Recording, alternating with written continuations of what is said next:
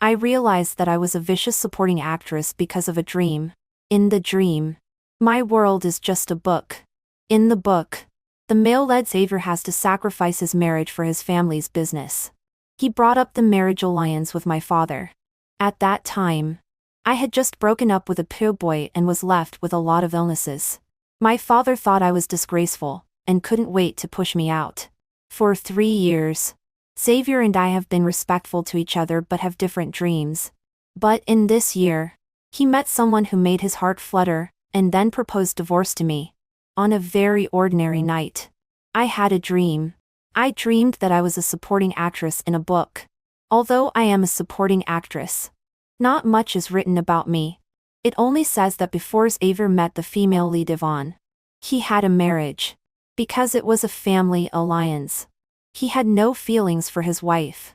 Later, he and Yvonne liked each other and wanted to divorce his unlikable wife. But the wife pestered him endlessly. Xavier was extremely annoyed. Finally, he secretly changed his wife's medicine and let her die in her sleep.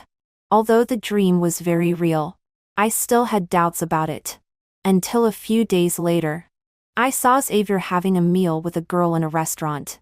Judging from her clothes, the girl should not be a client, a business partner, or a relative or friend I have met. I got closer and saw her face clearly. Oh, it was the girl I had dreamed about. Xavier's official partner. I didn't go any further. I just looked at Xavier. He looked very happy. His expression was relaxed. But his every move was extremely gentlemanly. Pouring tea, picking up dishes, and peeling shrimps. Xavier was born into a wealthy family and was carefully educated. Therefore, everything he does is extremely pleasing to the eye. Seeing that she was a bit restrained, he made her laugh. Seeing the corners of her mouth rise, he smiled even more happily than her. This is a Xavier I have never seen before. There is indeed a very subtle sting in my heart. And I am a bit lost. But it's definitely not because of love. Love is not enough to make me become like in the dream. Hysterical and full of hostility. I just feel a bit annoyed. The life that has finally gotten on the right track will be disrupted again soon. And I can't stop it. I left quietly. I thought that maybe in 2 days, Xavier would come to me and ask for a divorce. Just as the book says, Xavier and I have no deep feelings. But after all, we have lived under the same roof for 3 years. If he has an affair, at least I should have the right to know. Right? But I waited for several days. And he didn't come to me to ask for a divorce. On the contrary, because I went to deliver documents to him, I learned about the girl. Her name is Yvonne. She is the new secretary hired by Xavier's company. A fresh graduate in her early 20s. Full of youth and vitality, and enthusiasm. She is much better than me. When I stepped into Xavier's office, she was reporting work to Xavier. The two were very close. Xavier was facing the door. As soon as I opened the door, he quickly stood up. Rather than welcoming me, it was more like an action to avoid suspicion subconsciously because of guilt. I pretended not to know anything and handed him the documents, and was about to leave. But he called out to me. I looked back at him, and heard him ask hesitantly, "Do you want to have lunch together at noon?" I glanced at Yvonne meaningfully and refused with a smile. "No need. You should be very busy. I won't disturb you. I have been to his company so many times. And he has never asked me to stay for a meal. What's wrong with him today? A farewell meal? Then it's completely unnecessary." On the way home, I always felt that someone was following me. But when I looked back, I didn't see anyone, so I had to think that I was overthinking. But can the feeling of being watched be wrong? I looked back again. The bustling street was full of people coming and going. And no one seemed suspicious. A 6 or 7-year-old little boy ran over, holding a huge cotton candy in his hand. He said to me in a childish voice, "Auntie, here's candy for you. Dad said that eating candy will make you feel better." Oh, it was just a child. His little hand held it up hard. And his arm was shaking. I quickly took the cotton candy. Originally, I wanted to give him something in return. But when I rummaged through my bag, there were only the medicine I have to take every day, and a bunch of keys. So I took off the small cloth doll on the key that had been washed many times and gave it to him. I squatted down and said, "Thank you. Then can Auntie give you this small doll? Next time, Auntie will treat you to a small cake." The little boy took the doll with both hands and thanked me obediently. Looking up, he asked, "Auntie, is this your favorite doll?" "Yes," I said. "Look, it's a little bear. Squeezing its belly will make it sing." This was given to Auntie by a very important person. He loudly promised, "Then I will also take good care of the little bear." After saying that, the child ran towards a tall figure in the distance. The figure was far away, and I could only vaguely see him stretch out his hands and pick up the little boy. I lowered my head and took a bite of the cotton candy. The sweetness was inferior. I can't remember why I used to like eating this thing so much. Xavier didn't mention divorce at all, and went to and from work as usual every day. One morning before Xavier left, I tied his tie for him. As usual, he didn't say a word. After getting ready, he was about to leave. I called out to him, "Xavier." He turned his head. "Huh?" The report of the last physical examination came out. "Can you accompany me to the re-examination?" He nodded. "Okay. I'll go directly from the company." "What time?" "Appointment is at 10. I'll wait for you in the hall." He indicated that he knew. According to the dream, I know that he probably won't come, because Yvonne will have a moderate car accident on her way to work and slightly fracture her leg. Xavier is busy taking her shoe surgery, and completely forgets about accompanying me. It wasn't until he was handling Yvonne's hospitalization procedures and saw me that he remembered this. At that time, I had been foolishly waiting in the hall for 2 hours, firmly believing that with his character, if he promised, he would definitely come. 5. I'm not as stupid as in the dream. At 10 o'clock, I arrived at the hospital as promised. As expected, he wasn't there. I waited symbolically for a few minutes, and then took the film myself to see the doctor. When it was time for my afternoon nap, Xavier finally remembered that he had broken his promise and called me. "Are you home? How was the physical examination?" I glanced at the physical examination report lying on the table and lied. It's fine." He paused for a moment, and then stammered to explain, "I suddenly had an urgent matter today, and forgot to accompany you. I'm sorry." "It doesn't matter. Then rest at home." He said to me in a slightly firm tone. "Tonight, I have something to say to you." "Okay." 6. When Xavier came home, he was holding a file bag. He sat on the sofa, unwound the white cotton thread on the file bag circle by circle, took out the documents inside, and pushed them in front of me. "Let's get a divorce." He pointed to the documents on the table. "Sign it. These are the properties that I will transfer to your name after the divorce. Even if we separate, you will have no worries about food and clothing in the future." I said, "I don't want your property." He said, "I know. But at that time, your father and I had agreed that when the roundabout project is completed, everything will return to its original state. Half of my property will be given to you. And even if we don't mention this, I can't let you be with me for 3 years for nothing." Oh, it turns out that everything was negotiated before marriage. I nodded in agreement. "Yes. You are so generous. She will definitely be very happy when she marries you in the future." There was a hint of embarrassment on Xavier's face. "When did you know?" "Not long ago." His face turned a little red. And in embarrassment and anger, he reproached me, "Aren't you the same? You still can't forget that poor guy until now." 7. The poor guy he mentioned is called Forrest. He is the only person I have ever liked. From 18 to 23 years old. For 5 years. Originally, I was going to marry him. At that time, in order to be with him, my father was extremely angry. His prejudice against people inferior to himself is very obvious and deeply ingrained. And he never believes that a girl marrying down can have any happiness. I said to him, but Forrest is very capable. He knows many things and is also very hardworking. He will definitely be successful in the future. My father said, do you know how much time it costs to wait for a penniless young man to struggle on his own? Besides, can you guarantee that he will definitely be successful? I know what my father said is right and applies to the vast majority of people. But I still insisted that Forrest would definitely not disappoint. I had a big fight with my father and resolutely followed Forrest to work hard in other places.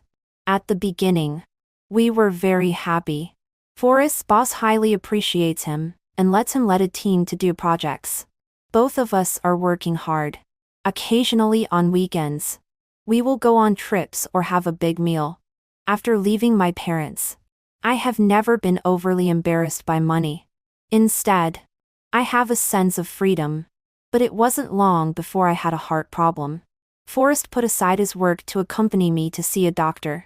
We went from small hospitals to big hospitals. Finally, the doctor said, it can be treated. But the surgery and various post-operative expenses require hundreds of thousands. God knows that at that time, Forrest and I had just graduated. We needed money everywhere for renting a house and daily expenses. Therefore, we didn't have much savings. I thought there was still a long time ahead. And saving money was also a long-term thing. I asked Forrest with a sad face, what should we do? He said, take some medicine first. I'll raise money. When I borrow enough money, we'll have the surgery. But the surgery was never done. I felt more and more uncomfortable and finally had to be hospitalized. Forrest was so busy that he couldn't get away. I was alone in the hospital. I felt uncomfortable physically, lonely, and a little scared. I always felt that if I accidentally died, Forrest might not even know. So when Forrest came, I asked him, Forrest, asked the doctor, can you treat me quickly? My chest hurts so much that I can't sleep. Forrest hung his head and didn't speak. I held up his head and only then found that his tears were pooling in his eyes. With a blink, they would fall. His voice was so soft that it was almost inaudible. Sorry. I still haven't raised enough money for the surgery. I've tried hard. I've borrowed from everyone I know. But it's still not enough. He hugged me and put his head on my neck, helplessly asking, Serafina, why is 200,000 so much? I still can't raise enough no matter what. During that period, I especially liked the large, fluffy rolled cotton candy at the night market. I would buy it to eat every time I went out. When Forrest came to the hospital to accompany me one day, he brought me a marshmallow. After I finished eating it, he discussed with me, Serafina, go home. 9 at first. I didn't understand what he meant. Then he repeated it again. Serafina, go home. He wiped the sugar residue from the corner of my mouth with his hand and said to me in the gentlest tone in the world, let's break up. Okay? I froze for a moment. Then shrank my shoulders and asked him, is it because I'm sick and a burden to you? Forrest said, no. It's because I'm so incompetent. I can't save you. He said, Serafina, 200,000 is as difficult as reaching the sky for me. But for your dad, it's just a very small amount of money. A drop in the bucket. Serafina, Forrest said to me crying. I can't do anything. I'm sorry. Since I was a child, I have never been distressed by money. 20,000 yuan was perhaps just the money for me to buy a bag or a piece of clothing in the past. But now, it can save my life. I finally understood what my dad said to me on the day I quarreled with him. The huge gap between people is usually not felt. Only when encountering difficulties can it be deeply felt. I finally understood the meaning of these words. I lay in the hospital bed and thought about it all night. Forrest was there to take care of me. His tall figure was squeezed on a narrow and short bed. I grabbed his sleeve and pulled it. I said, Forrest, I don't want to break up with you. Otherwise, let's not treat it anymore. The doctor said that as long as I keep taking medicine, there is no life-threatening danger. Let's have conservative treatment like this. Forrest was silent in the darkness for a long time. Then he pressed me back under the quilt and said, "You go to sleep quickly now." 77 in the end.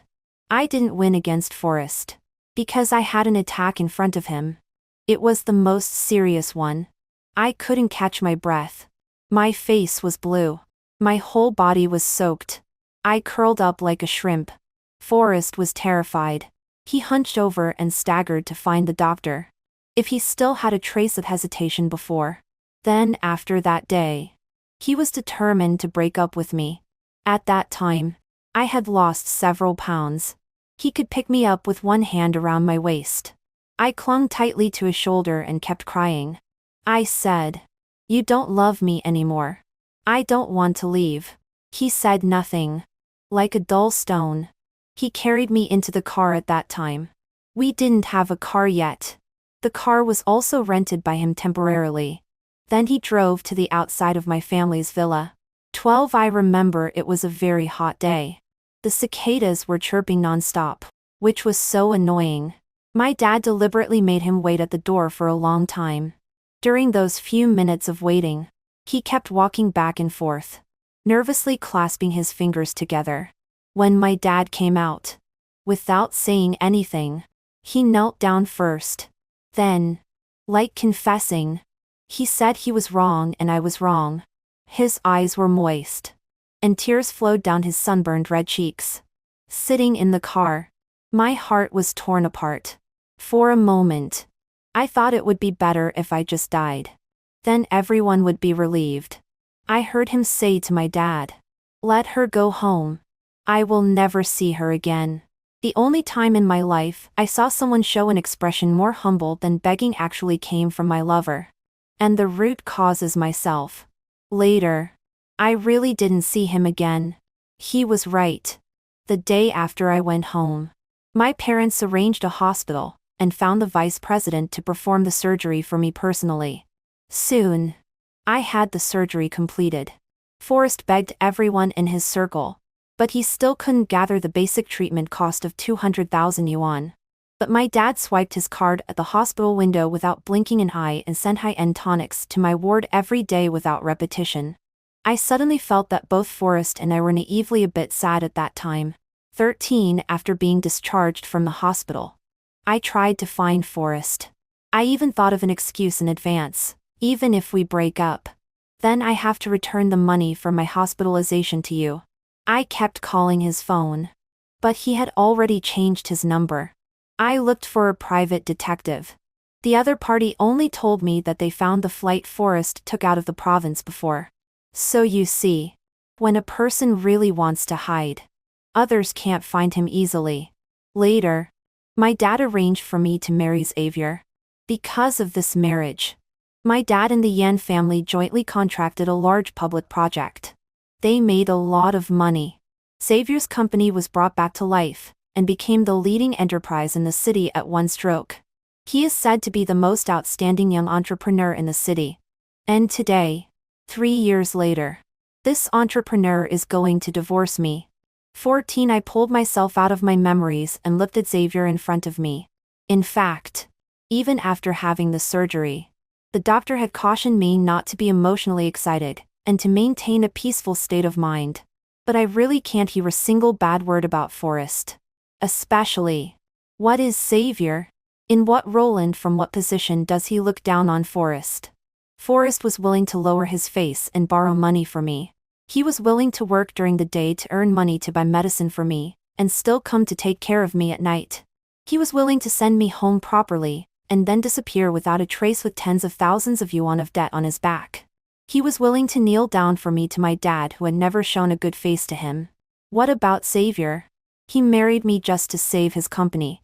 After marrying me, he didn't treat me well. After using me up, he kicked me aside. The book only says that Xavier had to choose a family marriage for business reasons and married a woman who is not very likable. But the book doesn't say that his unlikable wife has never found him likable either.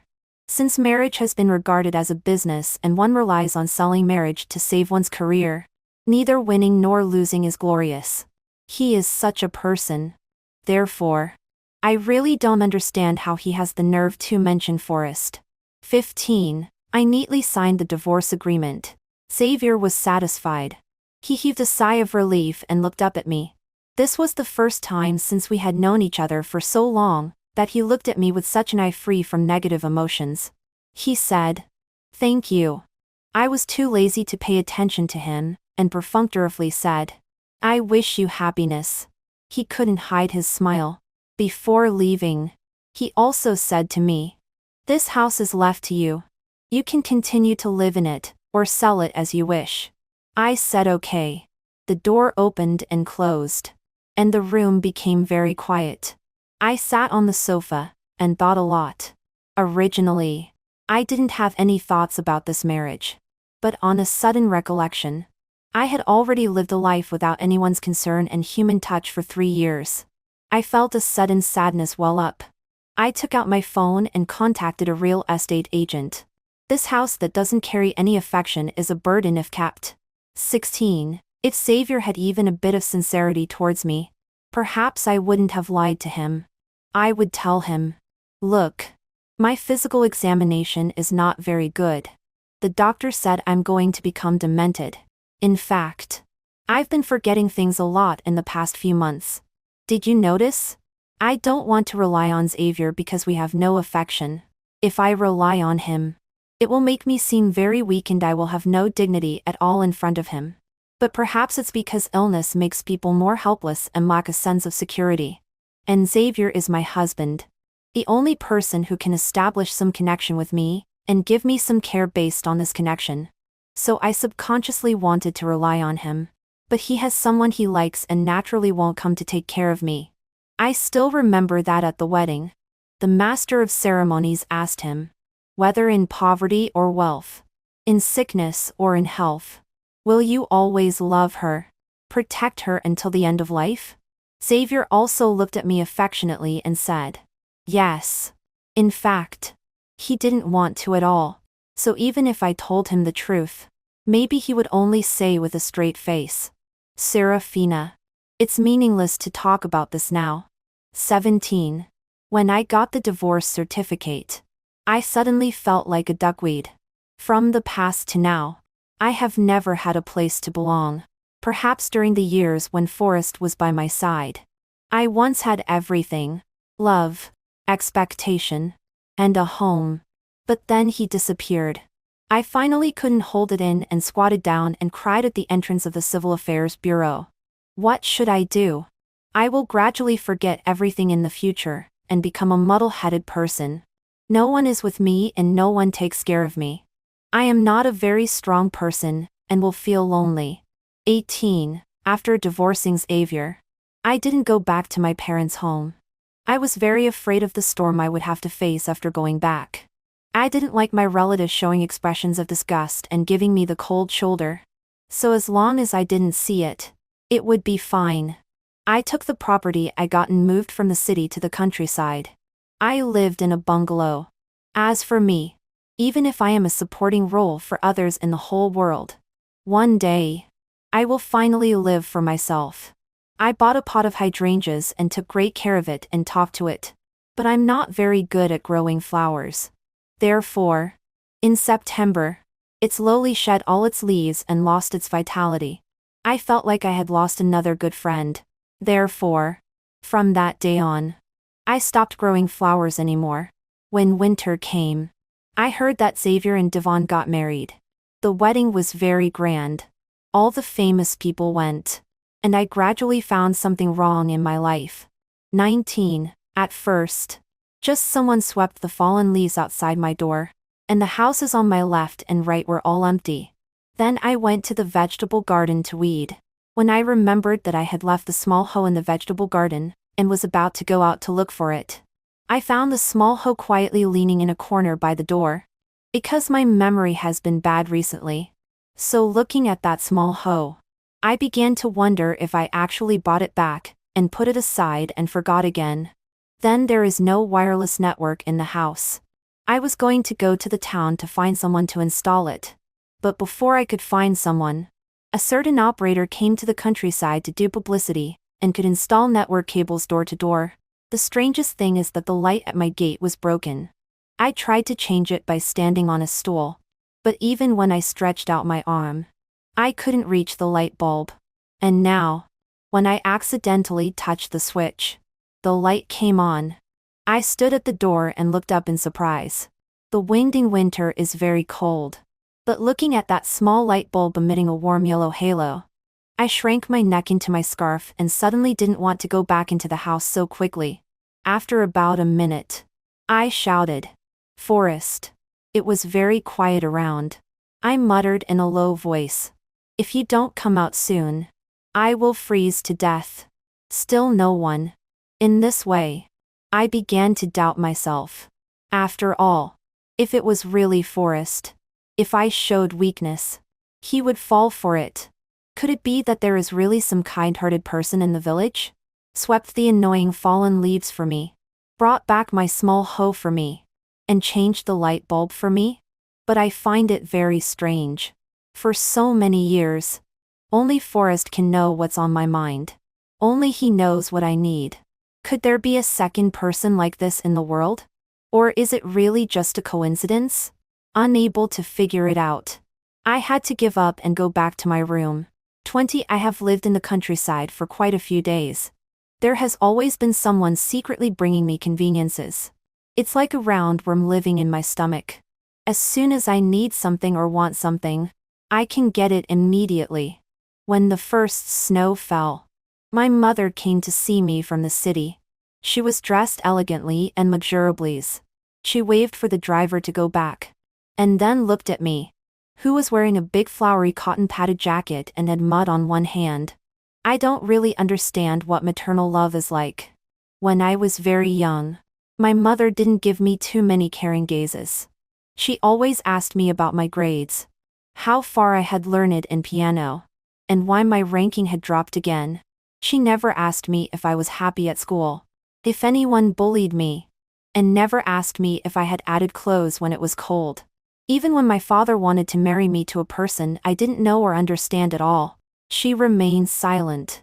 Perhaps it is precisely because of the lack of family affection. When Forrest was good to me after I grew up, I was extremely happy and decided that it was him. Now when we look at each other like this, I thought she would show a look of disgust. But she just stood there, looking at me intently and asking why I didn't go home even after getting divorced. When I didn't answer, she took a few steps forward, hugged me in her arms, and asked if I was cold spending the winter here, if there was air conditioning here, and if I was happy growing vegetables here. When my life has come to such an embarrassing situation, the role of mother suddenly comes back to life and comes to show concern for me. I know it's wrong to think like this, but I really feel that she is very nauseating. But I still said softly to her, "It's good. I'm very happy here. I am also very sad to have such a lukewarm relationship with my own mother. But I can't help it. Mom, thank you for coming to see me. You are my first guest. It's very likely that after some time, I will forget you. If you come at that time, you will definitely be very sad." 21 Since I returned to the countryside, I haven't been to the hospital. I know that my memory is declining, so I started to mark things. I even bought a box of chalk and wrote things on the road, on stones, and at the door.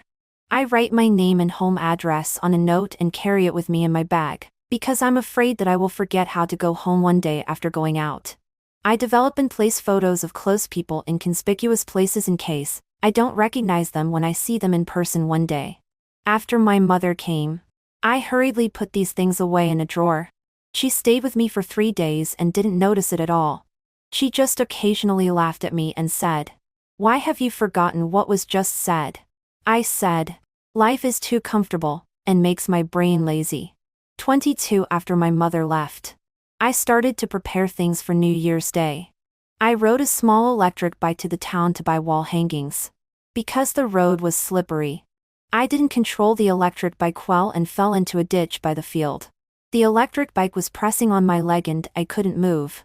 There is only a little water after snow melting and some weeds in that ditch. And it is not deep. But I was lying on my back. So I couldn't see if there was anyone on the road above. It's not a big problem. I thought that as long as I heard someone or a vehicle passing by, I could shout for help. 23 When I heard the sound of a private car passing by, I shouted help. Casually. I didn't have much hope because private cars are fast and have good ceiling.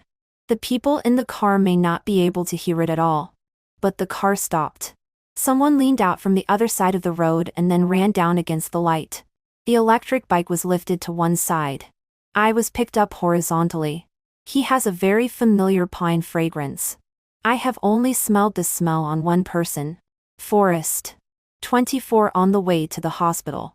The atmosphere in the car was always very gloomy. I lowered my head and picked at my fingers. Forrest placed my leg on his lap and examined it very carefully. When I was thinking in my heart several times, why haven't we arrived yet? The young man driving in front finally braked. He slightly turned his head and said to Forrest, "President Shane. We're here." Forrest responded with a, ahem. He got out of the car and carried me into the hospital. Throughout the whole process of my examination, Forrest had a straight face and a tense body. Looking very nervous. Actually, I'm fine at all. I just sprained my ankle a bit. Although the small electric bike numbed my leg. Fortunately, I was wearing thick clothes and didn't even have a single scratch. In fact, I was also a little afraid when Forrest had a straight face.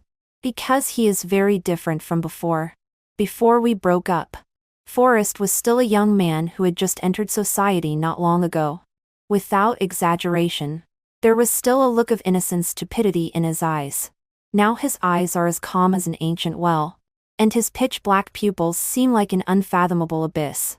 When he doesn't speak, I can hardly tell what he is thinking. We have all become different from before. I got divorced and fell ill. He has become powerful, stable, and less talkative. It always seems inappropriate to just look at each other in silence like this.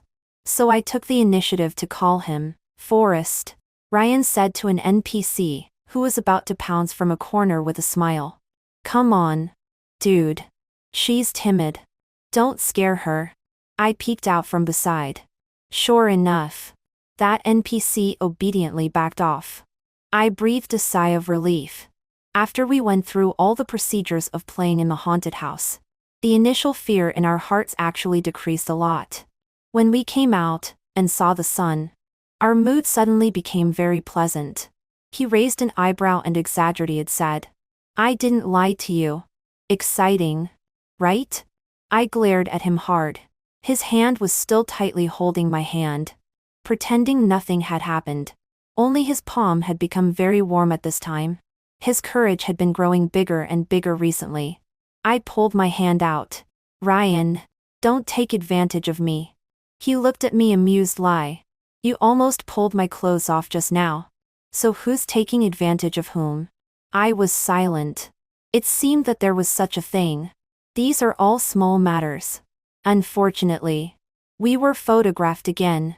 13. It felt like there were people who knew us everywhere. It's just too absurd. Who took pictures of us on stakeout? The posts on the forum were updated again. This time, it was a photo of holding hands. Now, it's impossible to clear our names even if we jumped into the Yellow River. Whew. The forum was full of urgings for updates. Help. This.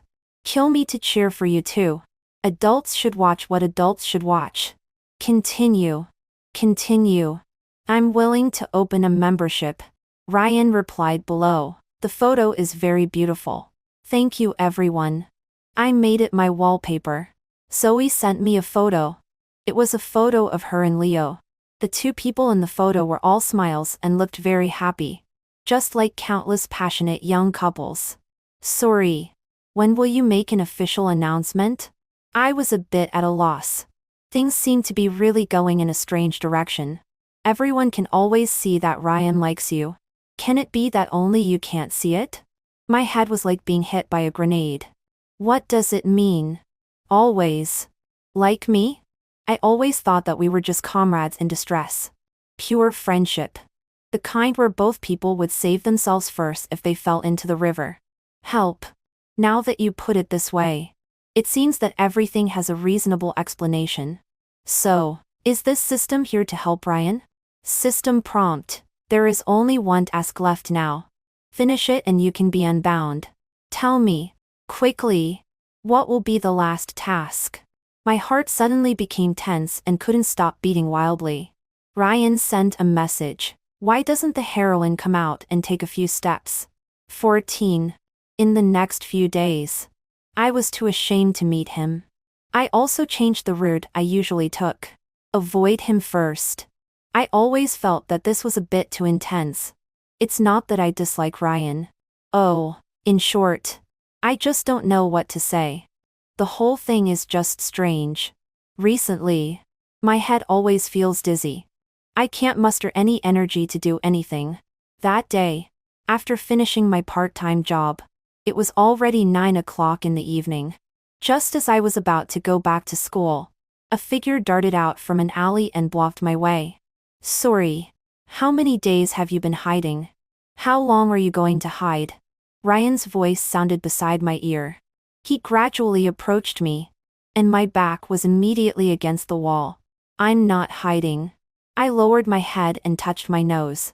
Then why do you dodge when you see me? You tell me. In this darkness. Ryan's eyes were like two jewels, always shining brightly. Ryan's breath was on me again. This familiar faint fragrance. Shall we give it a try? I won't force you. As long as you don't agree, I'll disappear. He looked at me seriously and blinked. We looked at each other for a while. In his eyes, I saw the story of our past dozen years. What does give it a try mean? I could only continue to pretend to be stupid. Sorry. Will you be my girlfriend? Task 10. Respond to him and follow your heart. This strange and perverted task system, at this time, suddenly became obedient. My heart couldn't stop beating. At this time, I need to make a choice myself. Sorry. Speak. This time, there is no system. 15. My pupils suddenly contracted. You actually know about this system too? He proudly raised his eyes, like a child eager to take credit. Piercing through this layer of Windows screen paper. This system is definitely to blame. This time you can have a choice. The two people were very close. As if they could hear each other's strong heartbeats. Can I not choose for now? His body blocked in front of me. I spoke weakly. In my heart, it seemed there was a choice. If you don't choose, we'll stay here all night. I'm willing. Oh. Being a rogue. I felt my face was very hot and there was like a flame burning in my heart. There was really nothing I could do about him. Then, give it a try? Ryan's eyes widened. After a few seconds of stunned. Thank you for being willing to come back to me. I took the initiative to kiss him. Okay. Forrest. Let's be good in the future. I said. The end of the main text extra chapter 1 after marriage. I saw Xavier once again. He was still dressed in a suit and full of energy. We were far apart and just nodded to each other and that was it. I heard that he got divorced again. I don't know why. Does even the fated heroine get tired? But it's not strange. Things that come on strong often go away quickly. Love at first sight is inherently deceptive. Those who can keep going are very lucky. Apparently, Xavier is not that lucky. Maybe he doesn't need this kind of luck either. For him, feelings are just the icing on the cake. It's not a pity without them. But looking at him being alone, I felt it was really a bit pitiful. Forrest pressed my head and pushed me into his arms. He said in an unhappy tone. Why are you looking so intently? What's there to see? I said in a muffled voice. Forrest. Forrest, what Forrest? We've been married for so long, and you still call me by my full name. It's okay if there's no nickname. But at least call me, husband, to make me feel good. Okay. I put my hand into his coat and hugged his waist. I whispered, "Husband." Extra chapter: DeForest doesn't have the habit of taking a nap. However, a few days ago, he went to another province for a meeting. After the meeting, he worked continuously for 2 nights at the company. He came home at noon today, ate something, and without even changing his clothes, he kicked off his shoes, then went to take a nap. While he was not sleeping deeply, I coaxed him and changed his pajamas and pants for him. I covered him with a quilt and stayed by the bed for a while. He had been outside for several days. Although he had been sending me messages and calling me, I forgot about him again this morning. I didn't remember that I was married to him. When I was washing up in the morning, I was wondering why there were 2 sets of toiletries on the counter. But I remembered later. Because Connor was running around at home and asking me when Dad would come home. I couldn't answer this morning. But now Dad has come home. I held Forrest's hand and felt a thick layer of calluses on his palm. I called him husband. He was asleep. But for some reason, he still mumbled hum in response. In the past, during the days when I was suffering from illness, he was not necessarily better off than me. He must have hated his own incompetence, resented the unfairness of fate, and must have tried every means. He even shamelessly borrowed money from people he didn't know well to treat my illness. But it was still a drop in the ocean compared to my surgery fees and medical expenses. Doing one's best often becomes a bit ridiculous in such life-saving situations. Helplessness is the reality. So, in the end, he had to accept his fate and cried and told me that he couldn't save me. I couldn't help but look at his palm. His suits and leather shoes are now custom made. When he goes out, he always keeps clean and fresh, takes care of his hair, has a proper smile, and behaves like a gentleman. But only the calluses on his palm told the truth. He has endured a lot to get to where he is today. To come back to me. I don't know how much longer I will be awake. But even if I become a confused person, as long as I'm still by his side, I won't feel like my life has come to a dead end as before. I lowered my head and secretly kissed his palm. Sleep well. In the afternoon, I was pruning the rose branches in the garden. He woke up, but he didn't make a sound when he came here. He was wearing white pajamas with the cuffs rolled up twice, revealing his strong forearms. His body, wrapped in the soft and wide pajamas, was actually slender and full of strength, often making me think of the wet pine trees that sway but stand firm during the rainy season. He just stood under the glass eaves of the garden, leaning against the door frame, and watching me with his arms folded. When I turned around and saw him, I didn't know how long he had been standing there. Maybe his eyes were too soft. I actually felt a bit embarrassed. So I quickly changed the topic. Look at these flowers you brought. They are all very delicate. I don't know if they can be kept alive. He suddenly smiled. Really? As he said this, he walked to my side. His fingers gently pushed my bangs behind my ear. It shouldn't be difficult. We have kept even more delicate things at home very well. He gently pinched and rubbed my earlobe, but I hope she is happier. I curved my eyes and pressed my face against his. I'm already very happy. Very happy. Very happy. Very happy. Very happy.